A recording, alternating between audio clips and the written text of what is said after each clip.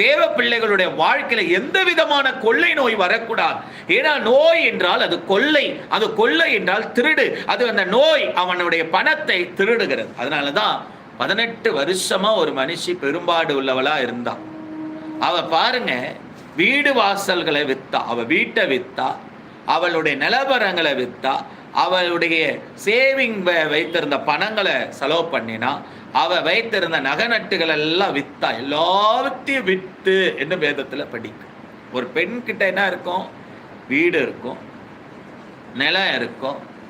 31ஆம் நீதிமொழிகள் 31ஆம் அதிகாரத்துல ஒரு பெண் கையில தான் நிலம் இருக்கிறது, ஒரு பெண் கையில தான் வீடு இருக்கிறது, ஒரு பெண் கையில தான் அவ நகைகள் இருக்கிறது என்று நான் படிக்கிறேன். இதெல்லாம் அவ வாங்குகிறாள் என்று நான் படிக்கிறேன்.